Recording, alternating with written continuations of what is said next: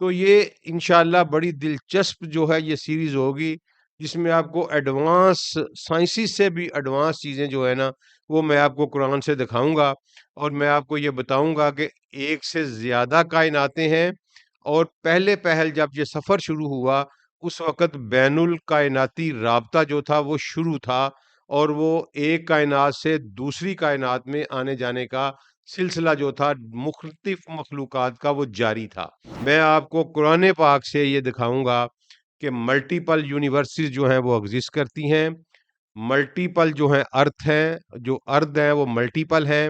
اور ان ارد کے اوپر اللہ تعالیٰ کا حکم اور انسانی آبادی سمجھ لیں آپ، یا آدم کی جو اولاد ہے جو کائنات ہے یا یونیورسز ہیں ان میں موجود ہے۔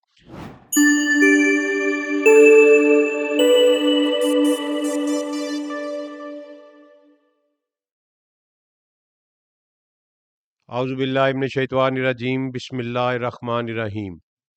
ربی ادخلنی مدخل صدق واخرجنی مخرج صدق واجعل لی من لدنک سلطانا نصیرا۔ اللہم صلی علی سیدنا محمد وعلی آلہ وصحابہ وبارک وسلم۔ السلام علیکم۔ اگلی سلسلے میں ہم آج شروع کریں گے سیدنا نوح علیہ الصلوۃ والسلام کی زندگی کا آغاز، اور اس سے پہلے جو ہے وہ میں تھوڑا سا آپ کو یہ بیان کر دینا چاہتا ہوں کہ یہ سب کچھ اس سلسلے سے اس کانٹینیوٹی سے میں نے اس لیے شروع کیا ہے کہ ہم نے سب سے پہلے آدم کو پڑھا، پھر اس کے بعد انسان اور آدم کا ملاپ پڑھا، پھر ہم نے ابلیس کی سٹڈی کی، اور اب ایک معرکہ جو شروع ہونے والا ہے تو اس کو ہم لے کر چلیں گے، اور انشاءاللہ یہ میرا آپ سے وعدہ ہے کہ اللہ تعالیٰ کے فضل و کرم سے اس کے محبوب صلی اللہ علیہ وآلہ وسلم کے قدموں کے صدقے میں انشاءاللہ میں آپ کو انسانی سیولائزیشن کے شروع سے لے کر آج کے دن تک قرآن پاک سے لے کر آؤں گا، کیونکہ ہمارا مین فوکس جو ہے وہ قرآن پاک کی سٹڈی ہے۔ تو اس طرح ہم جب ایک سیکوینس میں چلیں گے تو آپ کا بہت سارا قرآن بھی ساتھ تیار ہوتا جائے گا، اور آپ کو ریفرنسز بھی ملتے جائیں گے، اور ساتھ ساتھ ہمارے سبجیکٹس بھی تیار ہوتے جائیں گے۔ تو چونکہ یہ مارکا جو شروع ہوا، جس میں آدم نے بھی اپنا کام شروع کر دیا، اور آدم کا جو دشمن تھا، جو اس کی رائیول پاور تھی ابلیس، اس نے بھی اپنا کام شروع کر دیا، لیکن ہم نے سب سے پہلے یہ دیکھنا ہے کہ یہ کام کہاں پر شروع ہوا، اور اس کی حیت کیا ہے، اس کا موڈس اپرینڈائی کیا ہے یہ سسٹم کو چلنے کا۔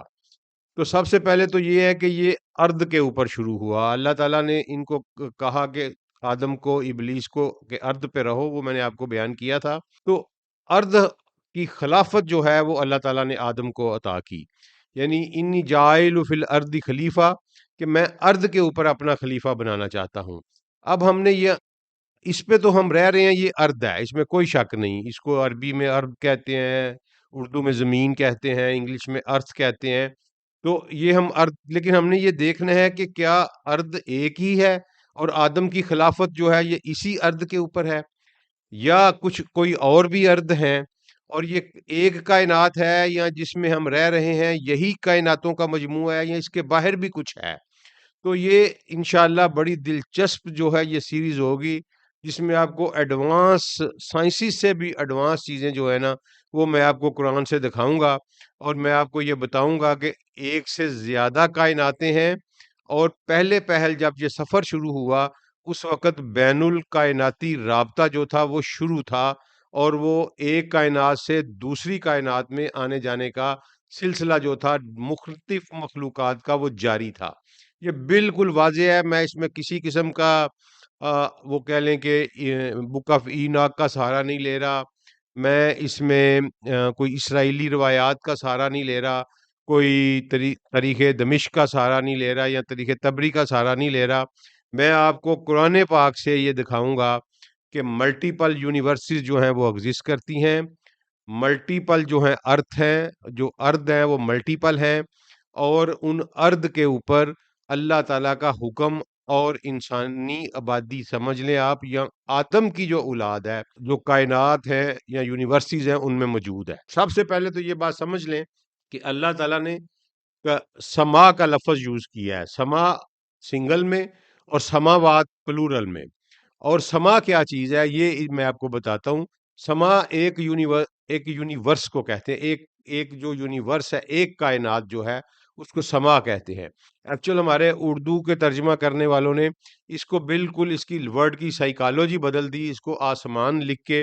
یا سکائی کا ترجمہ دے کے، آسمان از خود کوئی چیز نہیں ہے۔ یہ بالکل ٹھیک ہے، سائنس بھی آج یہی کہتی ہے کہ یہ جو آپ کو نیلا نظر آتا ہے یہ کوئی چھت چھت نہیں ہے، لیکن یہ ایک سما ہے۔ یہ پورے کا پورا جو کچھ ہم نے اب تک دیکھا ہے، جس کو سائنٹیفک زبان میں آبزرویبل یونیورس کہتے ہیں، جس میں 382 بلین گلیکسیز ہیں، ایک گلیکسی میں 80 بلین کے قریب جو ہیں وہ سٹارز ہیں یا سورج ہیں، اور لا تحاشا مواد جو ہے، جو آج تک ہم دیکھ چکے ہیں، اور اس کی جو وسعتیں ہیں اس تک ہم نہیں پہنچ سکے، اور نہ ہی ہم جان سکے ہیں کہ یہ ایک سما ہے، یہ ایک سما ہے۔ میں آپ کو بتا رہا ہوں، میں آگے چل کے بیان کرتا ہوں کہ کس طرح قرآن کہتا ہے کہ یہ ایک سما ہے۔ اس کا آغاز میں لیتا ہوں سورہ طلاق کی آیت نمبر ہے 12، آخری آیت ہے، جس میں اللہ تعالیٰ کہہ رہے ہیں کہ اللہ الذی خلق سبع سماوات و من الارض مثلہن یتنزل الامر بینہن۔ اللہ کہہ رہے ہیں کہ میں نے 7 کائناتیں بنائی ہیں، خلق سبع سماوات، آپ سما کا لفظ کائنات کے لیے استعمال کریں، میں نے 7 کائناتیں بنائی ہیں، اور ان 7 کائناتوں میں اسی طرح کی ملتی جلتی ایک زمین ہے۔ وَمِنَ الْأَرْضِ مِثْلَهُنَّ کا مطلب ہے کہ ایک ارض ہر میں موجود ہے۔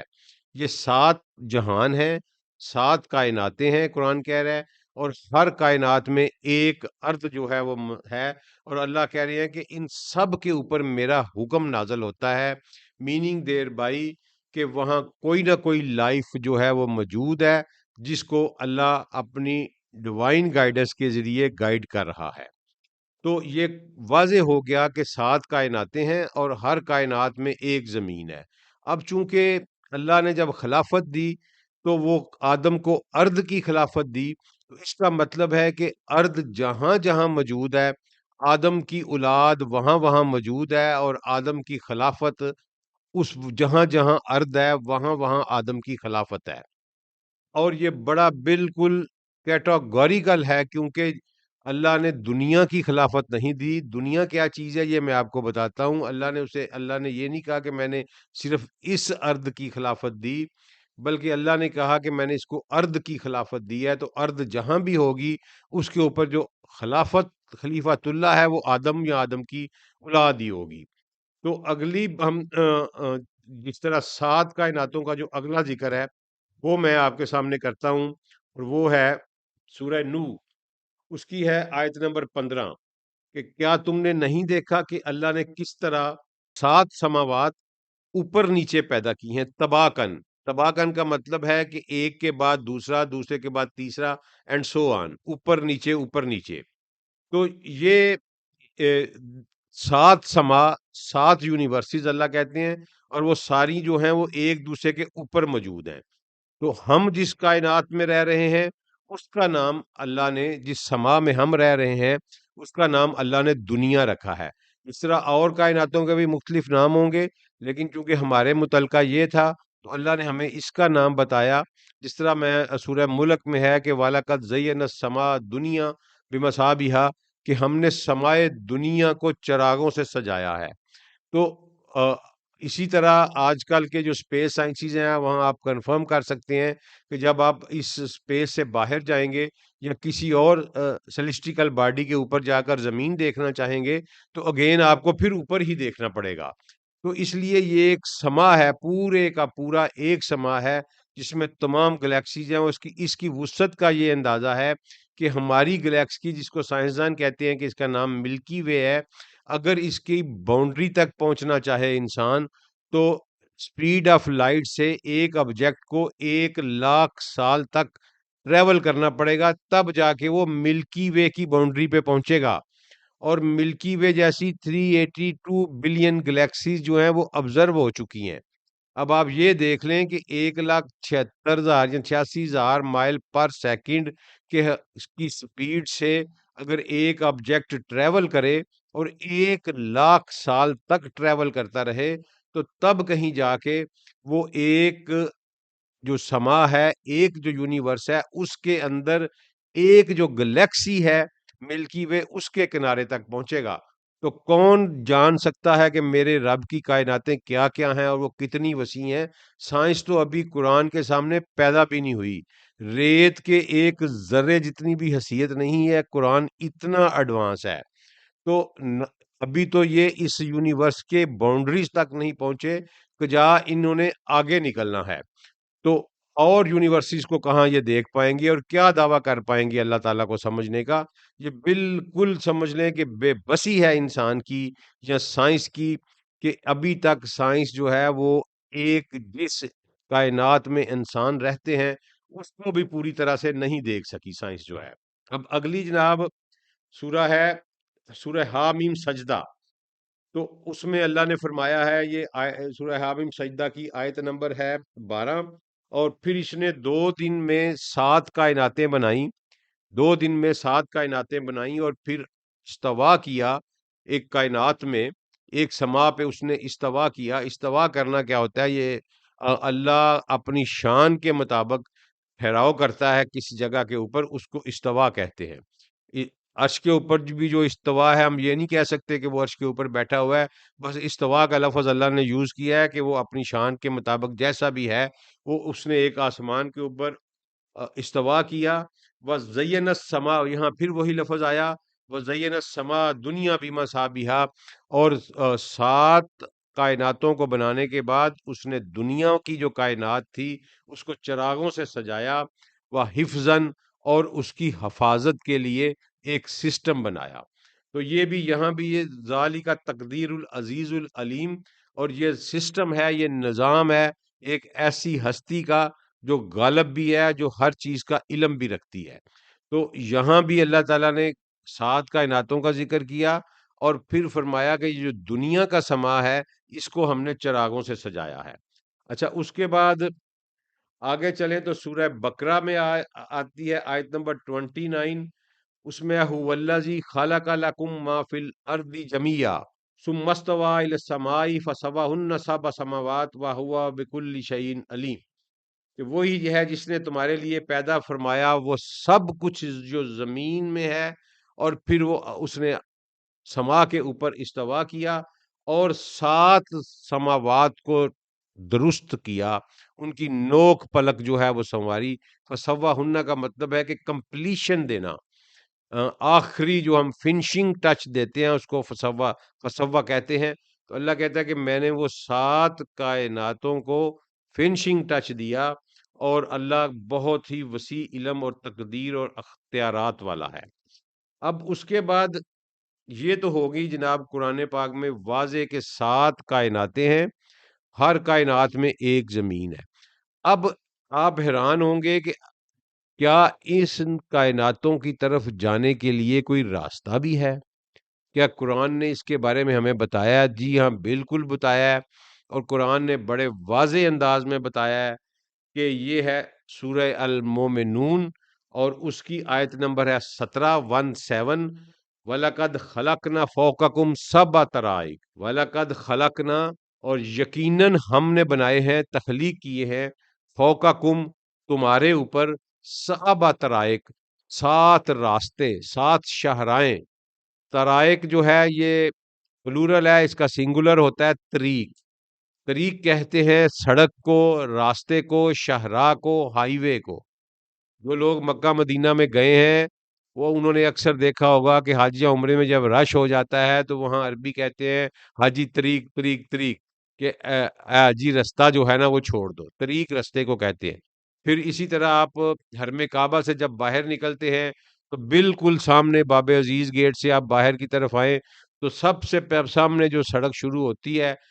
ایک تو وہ جہاد کی طرف جاتی ہے، اور دوسری جو ہے جو مسفلا کی طرف آتی ہے اس پہ بھی لکھا ہوا ہے طریق الہجر، یعنی وہ ہجرت، شاہراہ ہجرت اردو میں آپ اس کو کہیں گے، عربی میں وہاں لکھا ہوا ہے طریق الہجر۔ اسی طرح مسجد نبی شریف سے باہر آئیں تو آپ کو بڑے بڑے بورڈ ملتے ہیں، طریق الملک فیصل، طریق الملک خالد، اس طرح۔ تو جو ہائی وے ہوتی ہے اس کو طریق کہتے ہیں، اور اس کا جو جمع ہے کا صیغہ ہے وہ طرائق ہے۔ تو اللہ تعالیٰ نے کہا ہے کہ میں نے تمہارے اوپر 7 شہرائیں، 7 راستے، 7 طرائق بنائے ہیں۔ وما کنہ عن الخلق غافلین، اور ہم نے جو کچھ بھی تخلیق کیا ہے ہم اسے قطعی طور پر اللہ کہہ رہے ہیں غافل نہیں ہے۔ اب خلقنا فوقکم کا مطلب ذرا سمجھیے گا کہ یہاں ہم کہہ دیتے ہیں تمہارے اوپر، عربی میں اوپر دو طرح کی خصوصیات میں استعمال ہوتا ہے۔ مثلا ایک ہم اردو میں کہیں گے کہ یہ فون جو ہے یہ میز کے اوپر ہے، یہ فون پڑا ہوا ہے، ہم کہیں گے فون میز کے اوپر ہے۔ تو اسی طرح اگر یہ فون یہاں پر ہو تو تب بھی ہم کہیں گے کہ فون میز سے اوپر ہے، لیکن عربی میں ایسا نہیں ہے۔ عربی میں جہاں اگر فون اس طرح میز کے اوپر پڑا ہوگا تو ہم کہیں گے کہ الجوال علی المکتب، یہ فون جو ہے یہ میز کے اوپر ہے۔ لیکن اگر یہ فون یہاں پہ ہوگا اور درمیان میں سپیس خالی ہوگی تو ہم کہیں گے کہ الجوال فوق المکتب۔ تو یہ فوق اوپر ہونا جو ہے وہ اس طرح درمیان میں سپیس ہو تو چیز اوپر ہو، اس کو فوق کہتے ہیں۔ تو اللہ تعالیٰ نے کہا کہ فوق کا کم، میں نے تمہارے اوپر جو ہیں یہ 7 راستے تخلیق کیے ہیں۔ اب 7 کائناتیں ہو گئیں اور 7 ہی راستے ہو گئے، میننگ دیر بائی ہر کائنات کی طرف جانے والا ایک راستہ، یا مائٹ بھی 7 لیکن ایک ہی میں کھلتے ہوں، اگلی میں جا کے 7 3 میں کھلتے ہوں، وہاں سے آگے سے نکلتے ہوں، لیکن ہمارے اوپر اس سمائے دنیا میں ہمارے اوپر جو رستے ہیں وہ 7 اللہ تعالیٰ نے بتایا ہے کہ میں نے تخلیق کیے ہیں۔ اچھا جی، اس کے بعد آ جاتی ہے جناب خوبصورت آیت آتی ہے جس کو سمجھنے میں ہمارے بہت سارے جو ترجمہ کرنے والے ہیں انہوں نے اس کو سمجھا نہیں، اور آلموسٹ میں نے تمام اردو تراجم چیک کیے ہیں اور سب کے سب نے بہت ہی غلط ترجمہ کیا ہوا ہے اس کا، اور اس میں بریکٹ لگا کے جملے کو پورا کیا گیا ہے، حتیٰ کہ کسی ٹرانسلیٹر کو یہ حق حاصل نہیں ہے کہ وہ ٹرانسلیٹ کرتے ہوئے بریکٹ لگائے یا اپنا لفظ لگائے۔ آپ تشریح کرتے ہوئے، تفسیر کرتے ہوئے، فہم بیان کرتے ہوئے تو بریکٹ لگا سکتے ہیں، اپنا مدعا بیان کر سکتے ہیں، لیکن جب آپ ٹرانسلیٹ کریں تو ایمانداری کا تقاضا ہے کہ آپ وہی ٹرانسلیٹ کریں جو کہ اصل ہے ٹرانسلیشن۔ تو یہ ایک سورت النبا کی جو ہے یہ آیت ہے، آیت نمبر ہے 12، سورہ نمبر ہے 78۔ وَبَنَيْنَا فَوْقَكُمْ سَبْعَ شِدَادًا، یہاں بھی فوقکم کا آیا وَبَنَيْنَا، اور ہم نے بنائے ہیں فوقکم تمہارے اوپر 7 شدادن، ٹھیک ہے جی، شداد۔ اب یہاں انہوں نے شداد کا ترجمہ کر دیا مضبوط، اردو میں جب انہوں نے ٹرانسلیٹ کیا تو شداد کا ترجمہ کر دیا مضبوط، لیکن آپ دیکھیں کہ اگر ہم اس پہ رہیں تو یہ ترجمہ بنتا ہے کہ ہم نے تمہارے اوپر 7 مضبوط بنائے ہیں۔ اب انہوں نے مضبوط کے آگے بریکٹ ڈالی اور آسمان لکھ دیا، اور کسی نے چنائیاں لکھ دیا، کسی نے طبقات لکھ دیا، یعنی آپ نے ان کو سمجھ نہیں لگی کہ یہ ہے کیا، تو انہوں نے اپنے پاس سے الفاظ جو ہے نا وہ لکھنے شروع کر دیے۔ اگر ہم ان کی اصطلاح پہ آئیں تو نعوذ باللہ، استغفر اللہ، استغفر اللہ، اللہ کو گرامر آتی ہی نہیں ان کے مطابق، کیونکہ اللہ نے ایک ایسا جملہ بول دیا جو قرآن میں آ گیا، وَبَنَيْنَا فَوْقَكُمْ سَبْعًا شِدَادًا، اللہ نے تمہارے اوپر 7 مضبوط بنائے ہیں، یعنی فائل ہے اس میں اور اسم مفعول ہے ہی نہیں، نون ہے ہی نہیں اس میں، تو یہ گرامیٹیکلی جملہ ہی غلط بنتا ہے کہ اللہ نے تمہارے اوپر 7 بنائے ہیں۔ بھئی کیا 7 بنائے ہیں؟ 7 مضبوط بنائے ہیں، کیا 7 مضبوط بنائے ہیں؟ تو یہ بالکل غلط ترجمہ کیا کیونکہ ان کو سمجھ نہیں لگ رہی تھی کہ یہ ہے کیا۔ اب میں آپ کو بتاتا ہوں، بڑا ہی ایزی، آپ کو سمپل سمجھ لگ جائے گی کہ یہ باقی سارے جملے میں ہمیں ایک ایک لفظ کا پتہ ہے۔ وَبَنَيْنَا فَوْقَكُمْ، اور ہم نے بنائے ہیں تمہارے اوپر 7 شداد، شدادن، شداد، 7 شداد اللہ کہتے ہیں کہ میں نے تمہارے اوپر بنائے ہیں۔ اب شداد کا ترجمہ ہم نے جب کنسلٹ کی کہ جو پہلی تفاسیر ہے ہماری، اور اس کے علاوہ جو عربک جو ہے ہماری ڈکشنریز، ان سب میں شداد کا ایک ایسا ترجمہ ہے جس کو دیکھ کے آپ سب جو ہیں وہ حیران بھی ہوں گے اور آپ کی حیرتوں میں بھی اضافہ ہوگا۔ تو یہ آپ دیکھیے کہ اشتدادن کا ترجمہ جو ہے یہ عربی ڈکشنری میں لکھا ہوا ہے جمع شدیدن، یہ شدیدن کی جمع ہے، وہی الحیتی مصوفہ بشدتی والقوہ، وہی الحیتی المصوفہ بشدتی والقوہ۔ حیہ کہتے ہیں ایک باڈی کو، ایک سمجھ لیں کہ ایک جسم کو، ایک باڈی کو کہتے ہیں۔ انگلش میں جب ہم اس کو ڈسکرائب کریں گے تو اس کا مطلب آ جائے گا کہ یہ ایک باڈی ہے جس کے اندر بہت ساری شدید قوت ہے۔ تو یہ بالکل سات اللہ کہتا ہے بنائے ہیں۔ یہ ایگزیکٹ آپ اس کو ورم ہول کا نام دے لیں، آپ اس کو بلیک ہول کا نام دے لیں، لیکن یہ سات دانے ہیں، دانے دانے جن کو ہم کہتے ہیں منہ، ایک سمجھ لیں کہ ماؤتھ پیس ہے رستوں کے۔ تو یہ سات اللہ نے کہا وہ بینانا فوقکم سب شدادن، ہم نے تمہارے اوپر سات شداد بنائے ہیں، اور وہ شداد جو ہیں وہ کیا ہے؟ وہ ایک ایسی باڈی ہے، body described as having very high frequency of the power with in it self. یہ شداد ان کا ترجمہ ہے، عربی میں انہوں نے ترجمہ یہ کیا ہے وَحَيَّ الْحَيَّةُ الْمَصُوفَةُ بِالشِّدَّةِ وَالْقُوَّةِ۔ تو اس لحاظ سے گرامیٹیکلی یہ جملہ بالکل پورا ہو جاتا ہے کہ شدادہ جو ہے یہ اسم صفت ہے، اور اس میں یہ اسم مفعول ہے۔ تو یہ گرامیٹیکلی جملہ جو ہے اس طرح پورا ہوتا ہے کہ ہم نے تمہارے اوپر سات ایسے دانے بنائے ہیں، ایسے ماؤتھ پیس، ایسی باڈیز بنائی ہیں جن کے اندر بہت زیادہ قوت ہے۔ یہ ایک بہت بڑا کلو ہے جو سورۃ النبا میں اللہ نے بیان کیا کہ سات آسمان ہیں، سات زمینیں ہیں، ان میں یعنی سات کائناتیں ہیں، ہر کائنات میں ایک زمین ہے،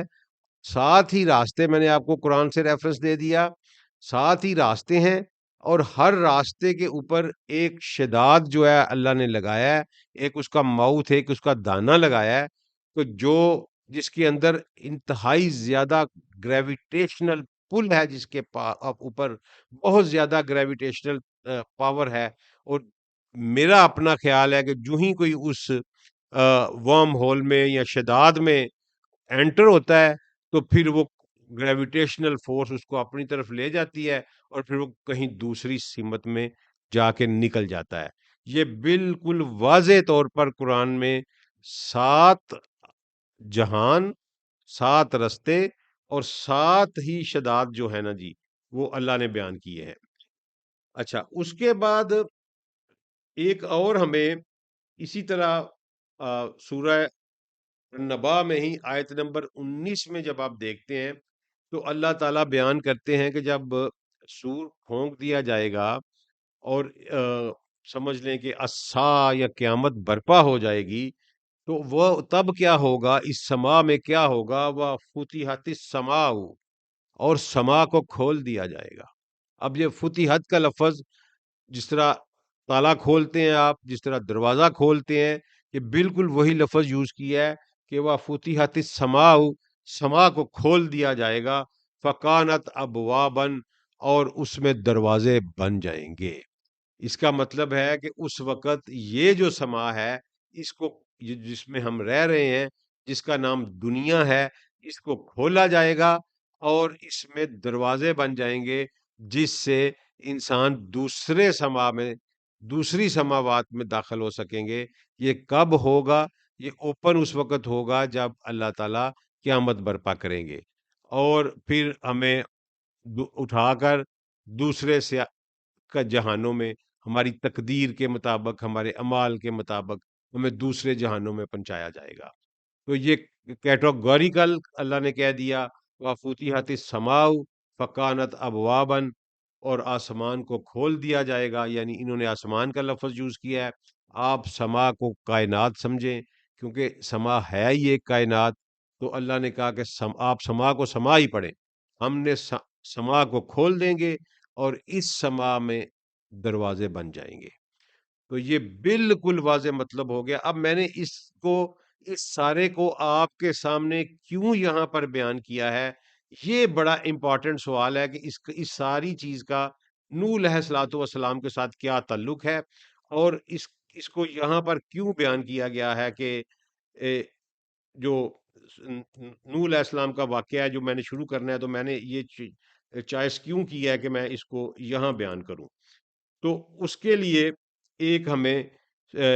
قرآن کی آیت ملتی ہے، بلکہ بہت ساری آیات میں، جس میں اللہ تعالیٰ نے اپنے جو اس کے برگزیدہ بندے ہیں، جن کو اللہ نے رسول کہا، نبی کہا، جن کو اللہ نے اس انسانیت کی رہنمائی کے لیے منتخب کیا، تو ان کے اوپر اللہ تعالیٰ نے قرآن پاک میں مختلف آیات میں جو ہے وہ سلام بھیجا ہے۔ تو آپ نے اکثر قرآن پڑھتے ہوئے اس طرح کی آیات پڑھی ہوں گی کہ سلام علی ابراہیم، سلام علی موسیٰ و ہارون، سلام علی الیاسین، یعنی ڈفرینٹ پیغمبروں کے اوپر اللہ تعالیٰ نے قرآن پاک میں سلام بھیجا ہے۔ لیکن یہ بڑی ایک عجیب بات ہے کہ جب نوح علیہ الصلوۃ والسلام پہ اللہ نے سلام بھیجا، تو اللہ نے وہاں کہا، سورہ الصفات کی آیت نمبر ہے 79 کہ سلام علی نوح فی العالمین۔ اب یہ بڑا دلچسپ ایک سمجھ لیں کہ ایک کی ہے، ایک تالا کھولنے کی ایک چابی یہ آیت، میرا تو اسی سے مائنڈ کلک کیا تھا، اور پھر میں آگے الحمدللہ چلتا گیا کہ نوح علیہ السلام کو سلام دیتے ہوئے اللہ نے فی العالمین کیوں کہا؟ کہ نوح پر سلام ہو تمام عالمین میں، سلام علی نوح فی العالمین، نوح پر سلام ہو تمام عالمین میں۔ اب عالمین میں نے آپ کو بتا دیے ہیں کہ ہم اس میں جس میں رہ رہے ہیں یہ ایک عالم ہے، اور اللہ نے 7 عالم جو ہیں وہ ہمیں بتائے ہیں۔ تو عالمین کا جو صیغہ ہے یہ صرف 3 ہستیوں کے لیے قرآن پاک میں استعمال ہوا ہے۔ ایک اللہ تعالیٰ نے اپنے لیے رب العالمین کے نام سے کی حیثیت سے کہا، ایک ہمارے آقا و مولا سیدی مرشدی سیدنا محمد مصطفیٰ صلی اللہ علیہ وآلہ وسلم کے لیے رحمت للعالمین کہا، اور ہمارا یہ ایمان ہے کہ ہمارے نبی کی رحمت جو ہے وہ تمام کائناتیں جتنی ہیں سب کے اوپر جو ہے وہ طاری ہے۔ اور اس کے بعد اللہ نے نوح علیہ الصلوۃ والسلام پر کہا کہ سلام علی نوح فی العالمین۔ اس کا مطلب ہے کہ نوح کا بھی کوئی نہ کوئی ریلیشن ہے دوسرے عالمین کے ساتھ۔ یہ بہت بڑی چابی ہے جس سے ہمارے بہت سارے تالے کھلے، کہ یہ کہ تمام انبیاء کے اوپر اللہ نے سلام بھیجا، تو کسی کے لیے یہ صیغہ استعمال نہیں کیا۔ ایون کہ سیدنا ابراہیم علیہ الصلوۃ والسلام کو بھی کہا کہ سلام علی ابراہیم، سلام علی اسماعیل، سلام علی موسیٰ و ہارون، سلام علی الیاسین، سلام علی یاسین، یعنی جتنے پیغمبران پر بھی اللہ نے سلام بھیجا وہ خالی سلام کہا، لیکن نوح کے معاملے میں اللہ نے یہ کہا کہ سلام علی نوح فی العالمین، کہ نوح پر سلام ہو تمام عالمین میں۔ اس کا مطلب ہے نوح کا تصرف جو تھا وہ تمام عالمین کا تک تھا۔ آدم علیہ الصلوۃ والسلام تو تمام عالمین میں 7 کے 7 جو میں نے آپ کو بیان کیے ہیں ان میں جاتے تھے، آتے تھے، اور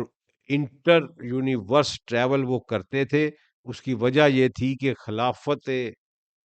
ارضی جو تھی وہ آدم کے پاس تھی، اور ارض جہاں جہاں پر ہے وہاں وہاں آدم کا وجود ہونا ضروری ہے۔ تو آدم، اس کے بعد ہمیں جو ٹریسز ملتے ہیں وہ سیدنا ادریس علیہ الصلوۃ والسلام کے ملتے ہیں۔ سیدنا ادریس کا میں نے چونکہ اس لیے یہاں مکمل ذکر نہیں ہے قرآن میں، بہت تھوڑا ہے، اور صرف اللہ نے یہ بتایا کہ ہم نے اسے اوپر اٹھا لیا تھا۔ تو اس میں ہماری میں بہت ساری روایت دوسری کتابوں سے مل جاتی ہیں، لیکن میں نے نہیں لی، میں نے نوح علیہ الصلوۃ والسلام سے، کیونکہ ان کے بارے میں یہ کیٹاگوریکل قرآن پاک میں موجود ہے کہ سلام علی نوح فی العالمین۔ اس کا مطلب ہے کہ نوح کا تصرف جو ہے وہ دوسرے عالمین تک ہے۔ تو نوح علیہ الصلوۃ والسلام کے دور میں یہ انٹر یونیورس جو ٹریفک ہے یہ چل رہی تھی۔ اس کو لوگ انٹر گلیکٹیکل موومنٹ کہتے ہیں، میں اس کو انٹر گلیکٹیکل نہیں کہتا، انٹر یونیورس موومنٹ ہے یہ۔ اور سائنس ابھی ملٹی یونیورس کے کانسیپٹ کی طرف چل رہی ہے، ابھی میرا مطلب ہے یہ لیکن قرآن پاک نے واضح طور پر یہ بتا دیا ہے کہ 7 یونیورسٹیز ہیں، اور یہ نوح علیہ الصلوۃ والسلام کے دور میں یہ ٹریفک چل رہی تھی، اس ٹریفک کے کانسیکوینسز کیا ہوئے، اور وہ کس طرح اللہ تعالیٰ نے جو آ، آ، آپس میں آنا جانا تھا اس کی وجہ سے کیا گند یہاں پر پیدا ہوا، کیا ابلیس نے اپنا کھیل کیا کھیلا، اور اس نے جو پہلی قسم میں نے آپ کو بتائی تھی کہ میں تیری تخلیق کو ان کو حکم دوں گا کہ تیری تخلیق کو بدل ڈالیں، اس کی ڈپکشن جو ہے، اس کی جو ایگزیبیشن ہے، وہ میں آپ کو نوح علیہ الصلوۃ والسلام کے دور میں دکھاؤں گا، اور بتاؤں گا کہ تخلیق کو بدلنے کا مطلب کیا ہوتا ہے، اور اس وقت بھی تخلیق بدلی گئی، اور آج پھر انسانیت کی جو ہے کاوشیں اسی طرف ہیں تخلیق بدلنے کی طرف، تو وہ ہم اب انشاءاللہ اگلی ایپیسوڈ میں دیکھیں گے۔ یہ بڑا دلچسپ ہماری سیریز ہوگی انشاءاللہ، تو آگے ہم پھر اب دیکھتے ہیں کہ نوح کا تصرف دوسرے عالمین میں کس طرح تھا، اور اللہ تعالیٰ اس کے بارے میں قرآن پاک میں کیا کہتے ہیں۔ السلام علیکم ورحمۃ اللہ۔